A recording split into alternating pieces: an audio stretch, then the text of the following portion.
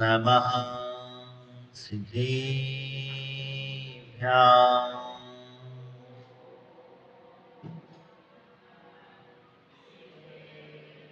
ॐ नमः सिद्धिभ्याम्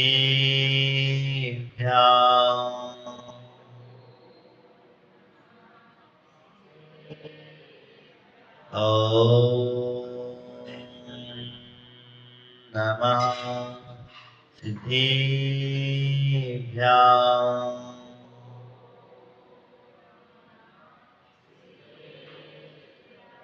बोले देवादेवी खजरण श्री आदिनाथ भगवान की, मूलनायक श्री पार्श्वनाथ भगवान की, शासन नायक श्री महावीर भगवान की, चारित्र चक्रवर्ती पद्माचार्य शांति सागर जी महाराज की, आचार्य भगवान श्री धर्म सागर जी महाराज की, महाप्रभु देवाचार्य श्री भूत सागर जी महाराज की, राधसांग सिनवाणी माता की।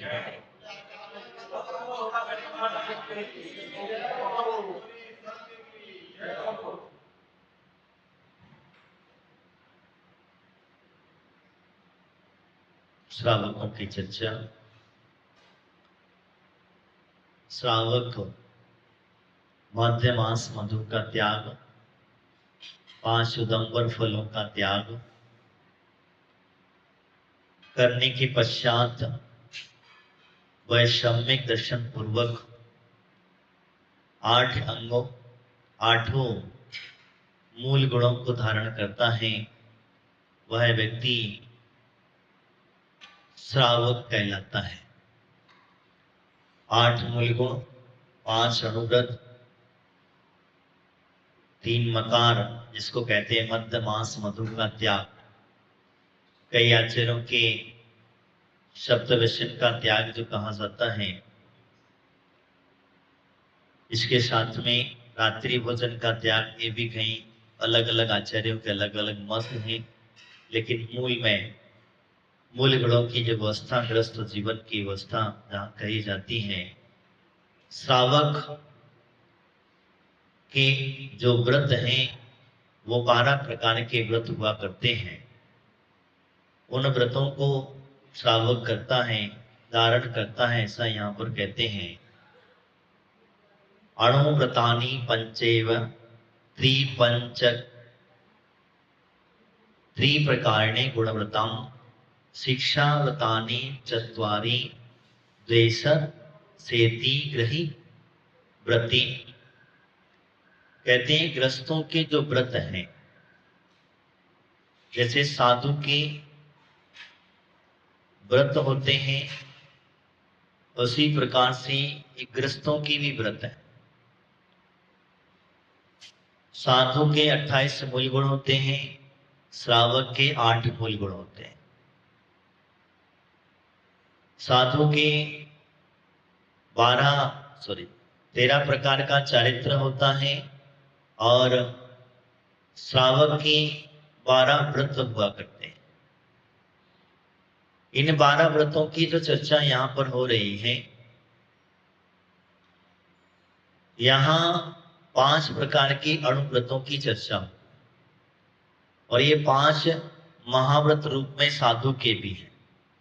अणु का मतलब होता है छोटा, आपका पूर्णता से त्याग नहीं है, और साधु का मतलब होता है जिसमें पूर्णता से त्याग है।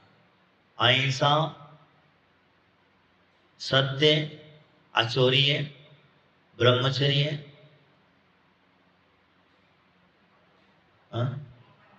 परिग्रह, ये हम लोगों के लिए पूर्णता से पालन करना चाहिए।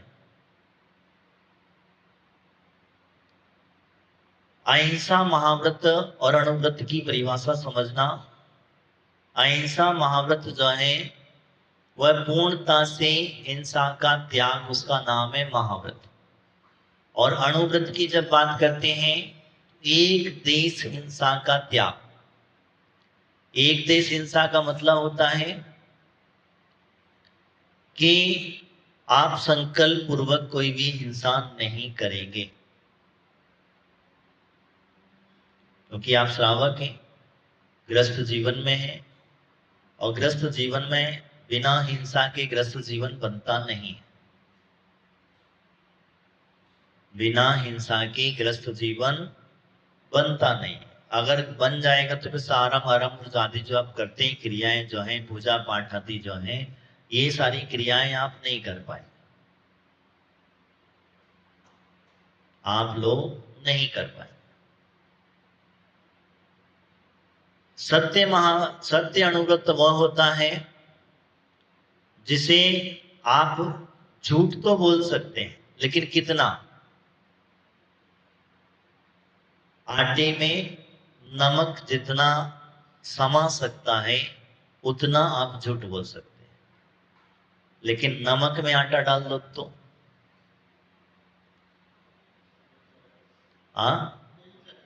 नहीं। झूठ बोलने का मतलब आप समझ में आ गया? कितना झूठ बोल सकते हैं? आटे में नमक डाल देते हैं, इतने में वो स्वाद बन जाता है, उतना तो हम झूठ हमारे लिए माफ है, क्योंकि हमारे पास अणुव्रत है। क्या है? अणुव्रत है, उतना तो हमारा चल जाता है। क्यों चलता है? क्योंकि हमें श्रावक की क्रिया करना है, तो कहीं कहीं कुछ चीजें ऐसी होती हैं उसको हमें बोलना भी पड़ता है। लेकिन अगर हम नहीं बोलेंगे तो हमारा ग्रस्त जीवन नहीं चलेगा। चलेगा क्या? आजकल मोबाइल पे सबसे ज्यादा झूठ बोला जाता है। सबसे ज्यादा झूठ कहाँ बोला जाता है? तो मोबाइल पे ज्यादा बोला जाता है। आगे अचोरी है, जिसको हम लोग कहते हैं अणुव्रत। चोरी नहीं करना। क्या नहीं करना? चोरी नहीं करना। चोरी का मतलब, अब यहाँ क्या चोरी करोगे आप लोग? नहीं। यहाँ भी इसे अणुव्रत के रूप में कहा। चोरी यानी कि आप जो मिलावट का बिजनेस करते हैं, कम ज्यादा करते हैं, तो कितना माफ किया गया? क्योंकि बिना उसके तो काम चलेगा नहीं। चलेगा क्या? बिना चोरी किए। और चोरी का द्रव्य, ध्यान रखना मैं जो कह रहा हूं, चोरी का द्रव्य अगर आप दान करते हैं तो भी बेकार है।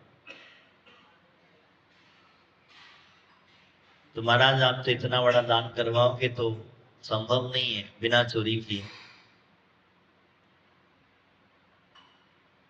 बिना चोरी के संभव? एक नंबर में पैसा कोई दान करेगा क्या? एक नंबर में कौन पैसा दान करेगा मंदिर में? दो नंबर का ही माल ज्यादा मंदिरों में दान दिया जाता है। तो दो नंबर वाला काम यहाँ नहीं चलेगा, यहाँ तो एक ही नंबर का चाहिए। मैं आपको एक छोटा सा उदाहरण बताता हूँ। चारित्र चक्रवर्ती महाराज शांति सागर जी जब ग्रस्त जीवन में थे तो घर में थे। घर में रहने के बाद में उनके भाइयों ने कहा कि तुम घर में रहते हो, कुछ करते धरते नहीं हो, कुछ थोड़ा बहुत हेल्प कर दिया करो, दुकान पे आके बैठ जाएगा। अब वो इतने सत्यवादी थे, दुकान पे तो बैठते थे लेकिन वो झूठ नहीं बोलते थे। समझ में आ रहा? दुकान पे तो बैठते थे लेकिन झूठ नहीं बोलते थे। जब उनका दुकान में बैठना, उनका स्वाध्याय करना, बस वही चलता। कोई ग्राहक आया, कपड़े की दुकान थी, कपड़ा लेने आया, उससे कहते थे उस पर रेट पड़ी है। किस पे? कपड़े पे रेट डली है। और पैसा तक नहीं छूते। पैसा वो जौन सा कपड़ा तुझे चाहिए वो ले ले, जितना चाहिए उतना ले ले, और ले जाकर उसका जो पैसा कैसा बनता है वो रख। इतना भी कोई सत्यवादी होगा? हाँ, इतना भी कोई सत्यवादी होगा? वो इतने सत्यवादी थे। क्यों थे? क्योंकि उनका मूल संस्कार ऐसा नहीं था। अब इसमें क्या होता था कि जो श्रावक को जो देना है वो देख के चला जाता। इतने सत्य बोलने के बाद भी उनके जीवन में कभी दुख तकलीफ नहीं आए। ग्राहक जब आते थे, जब देखते थे कि हाँ ये बैठे, चलो भाई लोग बैठते थे तो भी आते थे, ऐसा नहीं था, लेकिन वो बैठते थे उनको पता था। क्या पता था? कि यहाँ झूठ, अगर हम मोल भाव दुकान पे लिखा होता है कि यहाँ मोल भाव करना मना है, तो क्या आप मोल भाव करोगे? अगर मोल भाव में ही तुम इतनी मिलावट कर दोगे तो कल से दूसरी बार आपके दुकान पे कोई ग्राहक कस्टमर आएगा? हाँ, नहीं आएगा। अगर आपने उसमें खर्चा निकाल करके उसमें 10% 15% जो भी आपका निकालना है, उतना आपने उसकी रेट जो फिक्स कर दी, फिक्स यानी फिक्स, एक बार आपका नाम प्रतिष्ठित हो जाता है तो बाद में कोई व्यक्ति मोलभाव नहीं करता। इसीलिए अपनी नाम बनाने के लिए कभी कभी ऐसे लोगों तैयार करना पड़ते हैं। तो कहने का तात्पर्य, हमें जब सत्य बोलने की व्यवस्था बनी है तो सत्य बोलना चाहिए। कहाँ बोलना चाहिए और कैसा बोलना चाहिए ये भी समझिएगा। सत्य ऐसा बोलो हित मित प्रिय हो। समझ में आया? सत्य ऐसा बोलो जिससे हित मित और प्रिय हो। अगर झूठ भी बोलना पड़ता है तो किसी को कष्ट दे रहा हो, दुख तकलीफ दे रहा हो, ऐसा झूठ भी नहीं बोलना चाहिए। हित मित प्रिय का मतलब यानी आप समझना, सामने वाले के लिए हित का कारक बने, उसको जिसको आप बोल रहे हैं उसे अच्छा लगे, प्रिय लगे। ऐसा सत्य बोलने से जो है हमारे जीवन में बहुत बड़ा जीवन का एक मूल्य अमूल्य गुण प्राप्त हो जाता है। और हमारे पास बार बार कोई भी व्यक्ति आता है तो वह सत्य बोला जाता है। इसीलिए कहने का तात्पर्य यह सत्य अणुवृत्ति की चर्चा होती है। और जब सत्य बोलता है, देखो विशेष करके आज जैनों की एक विशेषता मैं आपको बताता हूँ। कोई दूसरे व्यक्ति पर विश्वास करे या ना करे, लेकिन जैनों पे बहुत जल्दी विश्वास हो जाता है। कोई भी अपना धन है, कोई भी पैसा है, कोई भी चीज है, रख करके जाएगा, हाँ जैन साहब है रख लेंगे, कहीं जाने वाला नहीं है। और सबसे ज्यादा नौकरियां बैंकों में जैनों को जल्दी मिल जाती है। ये कहीं ना कहीं आपकी धर्म का प्रभाव है, आपकी जाति का प्रभाव है, आपके ऊपर लोग विश्वास करते हैं। लेकिन अगर आप ही इसका विश्वास तोड़ देंगे तो फिर अगली बार कौन विश्वास करेगा? कोई नहीं करेगा। इसीलिए कहा जाता है। तो हम चर्चा कर रहे थे सत्य अणुव्रत की। अब चौथे नंबर पर आया आचौर्य, सॉरी परिग्रह, हाँ ब्रह्मचर्य, परिग्रह ब्रह्मचर्य। ब्रह्मचर्य की विशेषता जो है वो हमने कैसे अणुव्रत के रूप में पालना। साधु है महाव्रत के रूप में पालता, श्रावक जो है अणुव्रत के रूप में पालता, जिसका नाम है स्वयं संतोष दारा व्रत। क्या नाम है?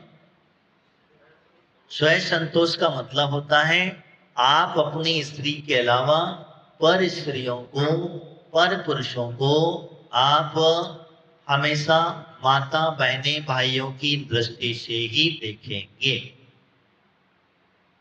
और ये प्रत्येक पुरुष प्रत्येक माताओं का होना चाहिए। अगर नहीं है तो ले लेना चाहिए। इससे दो फायदे हैं। पति पत्नी के बीच का संबंध कभी खराब नहीं होगा। पति पत्नी के बीच का जो संबंध है, विश्वास पात्रता का संबंध है, वो कभी खराब नहीं होगा। आप फिर वो कहीं भी रहिएगा। इसीलिए ये व्रत होना ही होना चाहिए। और अगर आपका व्रत नहीं है तो फिर आप समझ लीजिए, जिसके पास ये व्रत नहीं होता, ब्रह्मचर्य की साधना का प्रथम व्रत है, ध्यान रखना।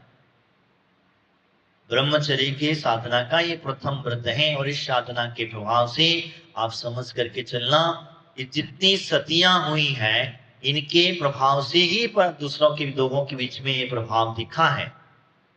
जितनी भी सतियां हुई, जैसे विशल्या को ले लो, विशल्या को ले लो, उसने कहा क्या व्रत था? वो विद्याधर हर के ले गया था, इसके बाद में उसने ब्रह्मचर्य व्रत का पालन किया और जंगल में जाके समाधि मरण किया। उसका व्रत का प्रभाव था विशल्या के जल, उसके स्नान का जल, ध्यान रखना मैं जो बता रहा हूं, उसके स्नान का जल अगर जिस किसी व्यक्ति को प्राप्त हो जाता था उस व्यक्ति के शरीर की असाध्य से असाध्य बीमारियां ठीक हो जाती थी। वो गंधोदक नहीं था, समझ में आ रहा है? वो गंधोदक नहीं था। तो वो ब्रह्मचर्य व्रत की प्रभावना थी, व्रत का पालन करने का एक महत्व था। इसी वजह से उसे इस भव में ऐसा मिला। और जब कब तक रहा? जब तक लक्ष्मण से शादी नहीं हो जाती। कब तक? वो विद्याधर कोई और नहीं था। कौन था? लक्ष्मण का ही जीव था जो उसे हर करके लेकर के गया था पूर्व भव में। पूर्व में उसे हरण करके लेकर के गया था, वो लक्ष्मण का ही जीव था। और उस भव में लक्ष्मण का जीव पुनः उसे प्राप्त। लक्ष्मण जब शादी हो जाती है तो जो विशल्या के शरीर के जल का प्रभाव था वो खत्म हो जाता है। समझ में आ गया? इतना बड़ा प्रभाव इस व्रतों का पड़ा करता है। आगे कहा परिग्रह प्रमाण व्रत।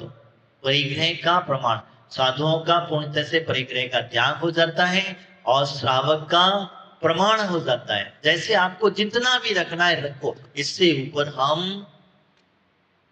नहीं रखें। धन है, वैभव है, गाड़ी है, घोड़ा, जो भी आपके पास में जो है परिग्रह है, उस परिग्रह का प्रमाण कर ले। इसका नाम है अनुव्रत। समझ में आया? ये संयम की साधना में आपको सहायक बनेंगे। जितना ज्यादा परिग्रह होगा उतनी ज्यादा आकुलता व्याकुलता बनी रहेगी।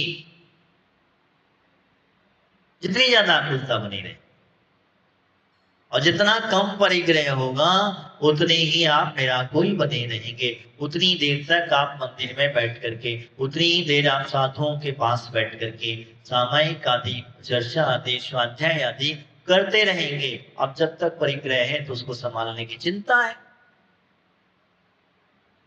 इसीलिए यहाँ पर उन्होंने कहा ये ब्रह्मचर्य अनुव्रत आदि जो हैं इस प्रकार से हमें धारण करना चाहिए। क्या कहा? तो पहला अहिंसा अनुव्रत, सत्य अनुव्रत, अचोरी अनुव्रत, चौथे नंबर पर आएगा ब्रह्मचर्य और पांचवें पर आएगा परिग्रह प्रमाण नाम का अनुव्रत। कितने हो गए? ये 5 अनुव्रत होते हैं। अणु का मतलब आप समझ चुके होंगे। थोड़ा सा त्याग हमारा होना चाहिए और होना ही चाहिए। ये हमारे लिए आगे के बढ़ने की व्यवस्था है। आगे 3 गुण व्रत होते हैं। कितने होते हैं? 3 गुण व्रत होते हैं। ये 3 गुण व्रत कैसे होते हैं? गुण व्रतों का मतलब होता है देश देशांतर आदि का मर्यादा बना लेना। जैसे महाराज ने अभी मर्यादा बना दी कि हम मुरादाबाद के बाहर नहीं जाएंगे। समझ में आ गया? तुम जाते तो हो नहीं। जैसे आप भारत में रहते हैं, उत्तर प्रदेश में रहते हैं, आपका सारा काम उत्तर प्रदेश में हो जाता है, बाहर जाने की जरूरत नहीं पड़ती। विदेश भी जाने के तो अगर हम एक प्रमाण बना लें कि हम भारत क्षेत्र से, समझ में आ रहा है, भारत देश से बाहर नहीं जाएंगे, हमारा 4 महीने का त्याग, ये गुण व्रत है। जिसमें देश व्रत, दिग्व्रत और अनर्थ दंड व्रत, इस प्रकार से ये 3 व्रत कहे जाते हैं। अनुव्रत के अंदर में दिग्व्रत जो है दिशाओं का बंधन कर लेना, चारों दिशाओं का। अनर्थ दंड व्रत जो है उससे बाहर नहीं जाना।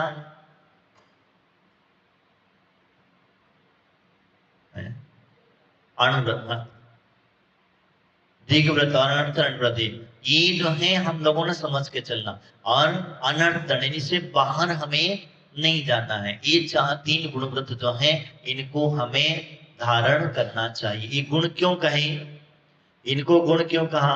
क्योंकि आप जैसे जैसे परिग्रह को कम करते चले गए, वैसे वैसे दिशाओं का भी अवलोकन आपने कम करते चले गए, उतना ही आपका पाप का बंध कम हो गया।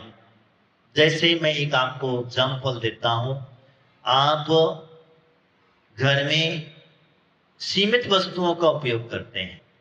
एक घर में जितनी वस्तुएं आप उतनी वस्तुएं, और आपके पास 4 घर हैं और आपका त्याग नहीं है, तो उसका पाप किसको लगेगा?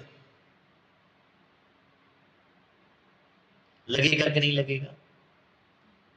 तो इसकी एक मर्यादा हमारे पास होना।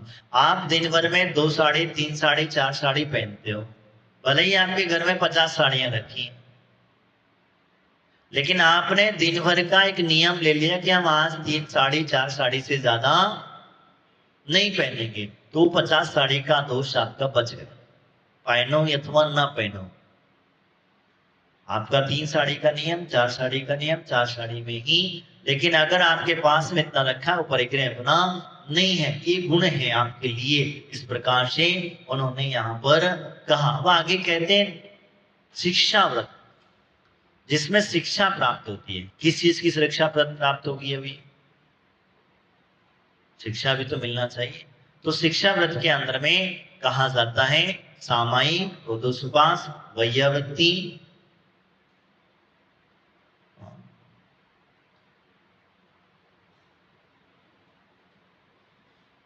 हाँ देशावधिक, ये उसको उसी में लगा लिया जाएगा।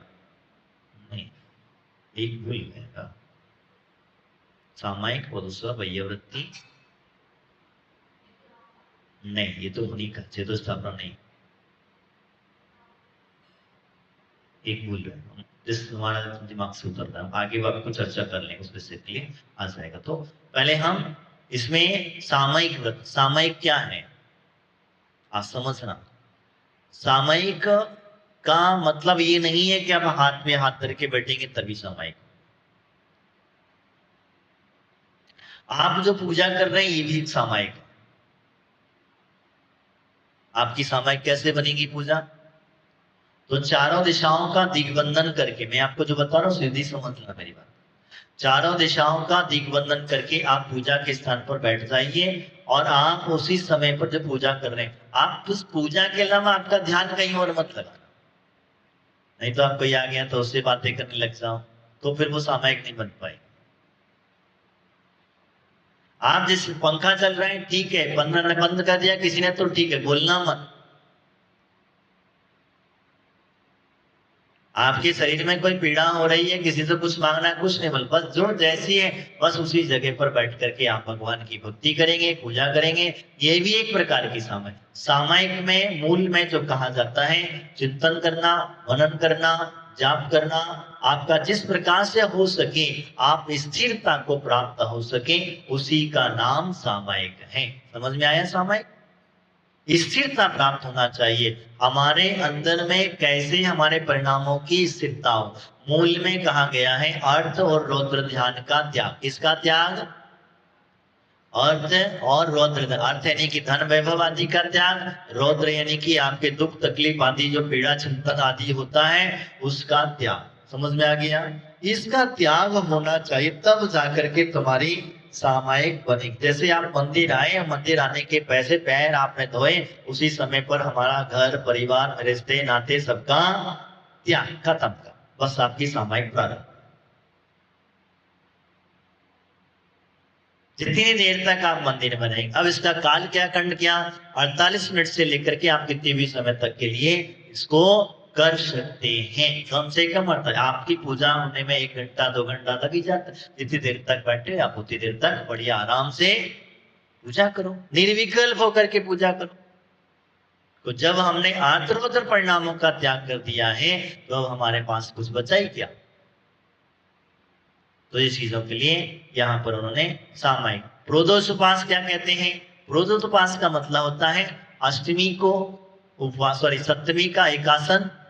आप समझना, सप्तमी का एकासन, अष्टमी का उपवास और फिर नवमी का एकासन, इसको प्रोदोषोपास कहते हैं। जैसे आज चतुर्दशी है तो कल त्रयोदशी थी, त्रयोदशी का एकासन, चतुर्दशी का उपवास अमावस्या का पारने रूपी एकासन, इसको प्रदोषवास कहते हैं। ये अपने क्यों करता है?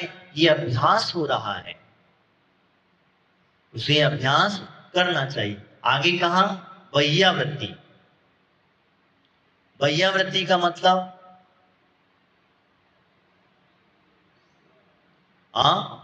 किसकी सेवा करना? क्या सेवा करोगे तो हमारी? हाथ पैर दबाओगे, ये वैयावृत्ति है।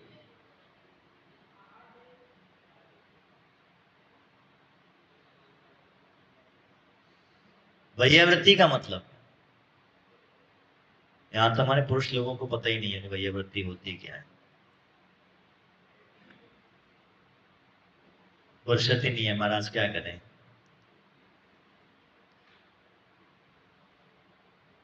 वैयावृत्ति का मतलब होता है जो साधु, समझना बात को, थका हुआ है, बीमार है, पीड़ित है, उस पीड़ा को दूर करना, रोगों को दूर करना, ऐसे जो वृद्ध साधु हैं उनकी सेवा अर्चा करना, उनकी अनुकूल व्यवस्था बना देना, ये वैयावृत्ति के अंतर्गत आता है। पैरों का मर्दन कब किया जाता है? जब कोई साधु चलकर के आ गया, थक गया है, थकने के बाद में आप उनकी थकान को दूर कर देना, उसका नाम है वैयावृत्ति। समझ में आया?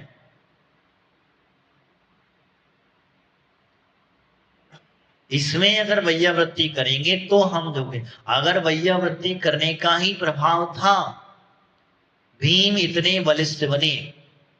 भीम जो थे, जानते ना, पांडवों के अंदर में एक भीम जो बलिष्ठ थे, वो क्यों इतने बलिष्ठ थे? उनको वो जिस दिशा में, देखो जब तक धर्मराज युधिष्ठिर चौपर खेल रहे थे, देखो भीम जब तक उनके पीछे खड़े थे तब तक धर्मराज युधिष्ठिर को हराना संभव नहीं था। शकुनी मामा ने दिमाग लगाया कि पासे बार बार पलट रहे हैं, भीम को यहां से किसी युक्ति से हटाया जाए। किसको हटाया जाए?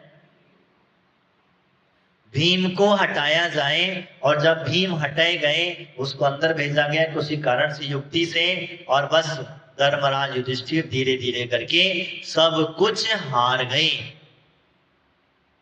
तो आप समझ रहे वैयावृत्ति का पुण्य कितना बड़ा तीव्र और प्रबल रहा होगा। उन्होंने क्या किया था? पूर्व के पर्याय के अंदर में उन्होंने एक मुनिराज जो थे, उन मुनिराज बहुत शरीर में असाध्य रोग टाइप के हो चुके थे। वो मुनिराज ही नहीं, कोई भी जंगल में थे, उनके बहुत असाध्यता हो चुकी थी। ऐसे मुनिराज की वैयावृत्ति की थी। क्या की थी?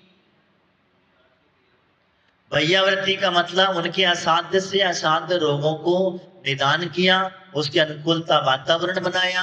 अब गर्मी का दिन है, ये भी तुम बता रहा हूं, समझ के लेना। गर्मी का दिन है, अब महाराज को गर्मी लग रही, महाराज तो कहेंगे नहीं, आकुलता हो रही, पसीना आ रहा है, सब कुछ हो रहा है। आप देख करके बढ़िया है महाराज गर्मी है, चले गए। क्या हुआ?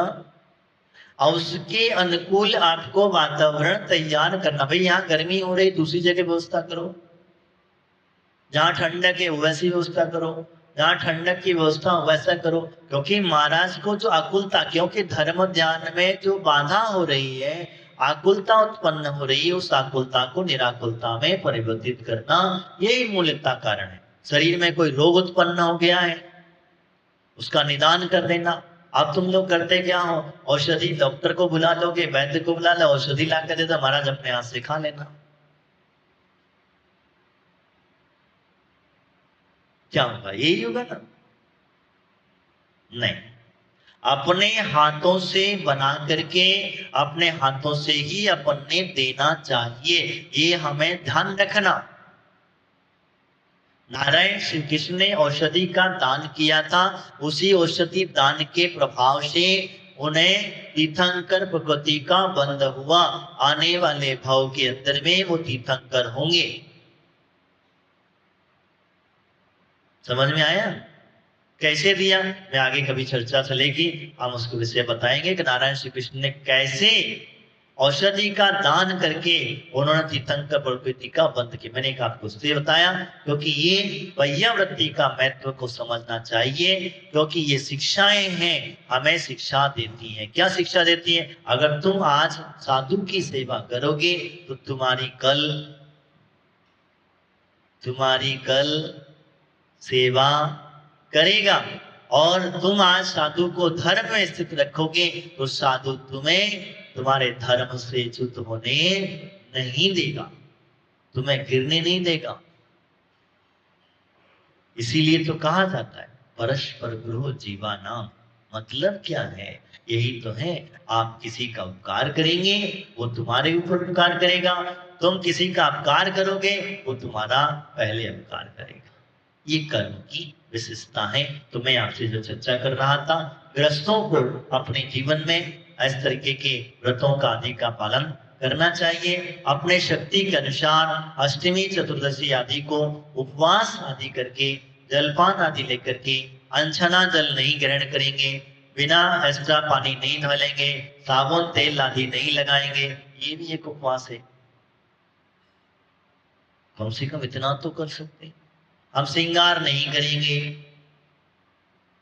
अशुद्ध चीजों का उपयोग नहीं करेंगे, घर में अशुद्ध भोजन नहीं बनेगा, आदि आदि अगर हम लोग कर लेते हैं तब भी हमें इसका पुण्य का संचय होता है। प्रशुद्ध उपवास समझ करके चलना। इसलिए सम्यक दृष्टि श्रावक जो है वह अपने धन धान्य आदि का ऐसी जगह उपयोग नहीं करता। ध्यान रखना, मैं और छोटे से रूप में आपका 5-2 मिनट का समय ले रहा हूँ। धन धान्य आदि का श्रावक जो है, सम्यक दृष्टि श्रावक, ऐसी जगह उपयोग नहीं करता जहां पर उस धन का व्रत आदि में खंडन होने में कारक बनता हो। समझ में आ रहा है?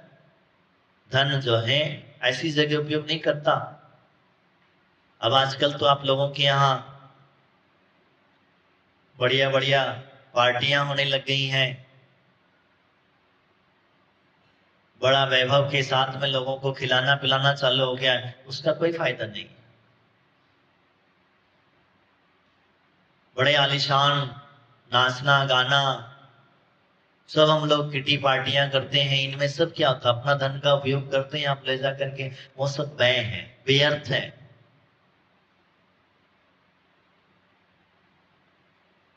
इसमें व्यर्थ है। क्यों? क्योंकि ये हमेशा हिंसा के ही कारण है।